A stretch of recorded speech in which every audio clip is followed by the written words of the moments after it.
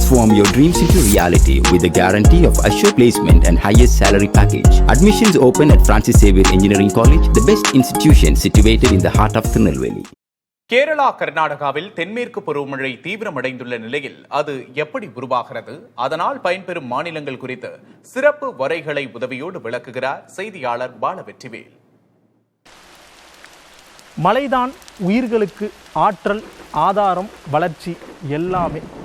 பொதுவாக மழை பெய்யறதுக்கு காரணம் பூமியினுடைய சுழற்சி, அதனால் ஏற்படும் பருவகால மாற்றங்கள். இந்தியாவில் 2 வகையான பருவகாலங்கள் உள்ளது. அதில் 70% இந்தியாவிற்கே மழை என்னும் கொடையை கொடுப்பது தென்மேற்கு பருவமழை காலம்தான். தென்மேற்கு பருவமழை எதனால் ஏற்படுகிறது, அதன் பின்னால் இருக்கக்கூடிய இயக்கவியல் பற்றி தான் விரிவாக பார்க்க போகிறோம். முதல்ல தென்மேற்கு பருவமழை. தென்மேற்கு அப்படிங்கிற வார்த்தை எதனால் வருது அப்படின்னா, தென்மேற்கு திசையிலிருந்து காற்று இந்திய பகுதியை நோக்கி வருது. எதற்காக வருது அதை தெரிஞ்சுக்கணும்னா பூமியினுடைய சுழற்சி பற்றி நாம் அறிந்து கொள்ள வேண்டும்.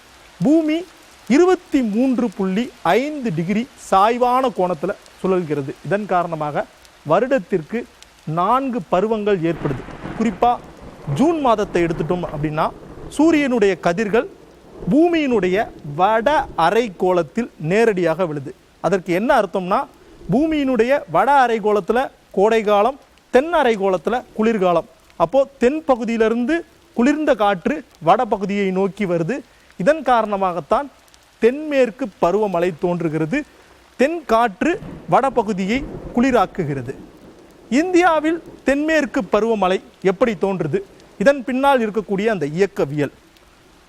தென்மேற்கு பருவமழையை பொறுத்தவரை இந்தியாவில் அரபிக்கடல் பகுதியில் தான் அதிகமாக தோன்றுது.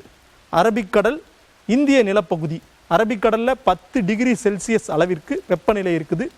அதே நேரத்தில் இந்திய நிலப்பகுதி கோடை காலத்தால் வெந்து கொண்டிருக்கிறது. 35 டிகிரி செல்சியஸ் அளவிற்கு இருக்குது. அப்போது கடலுக்கும் நிலப்பகுதிக்கும் இடையே இருக்கக்கூடிய அந்த வெப்ப மாறுபாடு 25 டிகிரி செல்சியஸ் அளவிற்கு இருக்கிறது. தொடர்ச்சியாக கடலினுடைய வெப்பநிலை அதிகரிக்க சூரிய கதிர்கள் காரணமாக நீர்த்துளிகள் ஆவியாகி கொண்டிருக்குது.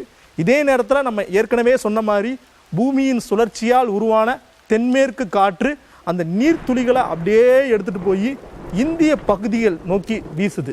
இந்த இந்திய பகுதிகள் நோக்கி வீசுறதன் காரணமாக மேகங்கள் உருவாகி மழையாக பெய்கிறது. நீர்த்துளிகள் எடுத்துகிட்டு போகுது. அது எப்படி மேகங்களாக உருவாகுது அப்படின்னு நீங்கள் கேட்கலாம். அதற்கு சரியான பதில் மேற்கு தொடர்ச்சி மலை என்னும் கருணை. மேற்கு தொடர்ச்சி மலை இந்தியாவில் கேரளாவில் தொடங்கி குஜராத் வரையும் கிட்டத்தட்ட 1600 கிலோமீட்டர் நீளத்திற்கு இருக்கக்கூடிய மிகப்பெரிய ஒரு தடுப்பாக இருக்கிறது. சுமார் 1 கிலோமீட்டர்லேருந்து 2 கிலோமீட்டர் உயரம் கொண்ட இந்த மேற்கு தொடர்ச்சி மலை மீது தென்மேற்கு பருவக்காற்றினுடைய நீர்த்துளிகள் படும்போது மேகங்களாக உருவாகிறது. அந்த மேகங்கள் தான் மழை பொழிவை கொடுத்து ஒட்டு மொத்தமாக இந்தியாவினுடைய பல பகுதிகளுக்கும் செழிப்பை ஏற்படுத்துகிறது. தென்மேற்கு பருவமழை இந்தியாவில் அரபிக்கடல் மற்றும் வங்காள விரிகுடாவில் இருக்கக்கூடிய நீர்த்துளிகள் ஆவியாவதனால் ஏற்படுது.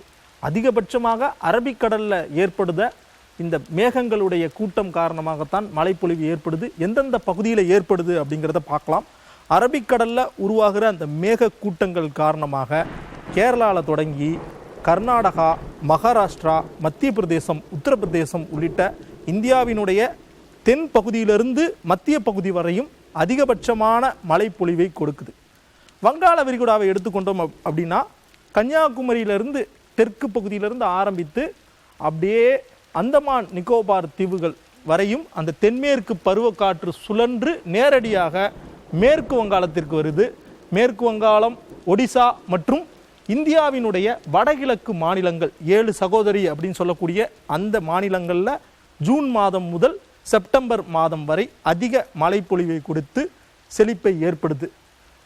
இந்த தென்மேற்கு பருவமழையை பொறுத்தவரை நமக்கு தெரிகிறதுக்கு முன்பாகவே பறவைகளுக்கும் மீன்களுக்கும் தெரியுது.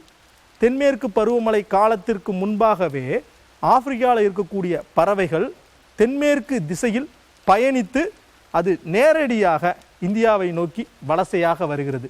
அதே போன்று அரபிக்கடலில் இருக்கக்கூடிய மீன்களும் இனப்பெருக்க காலத்தை தொடங்குகிறது.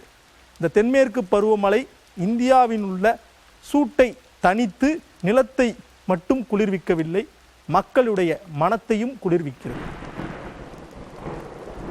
Transform your dreams into reality with the guarantee of assured placement and highest salary package. Admissions open at Francis Xavier Engineering College, the best institution situated in the heart of Tirunelveli.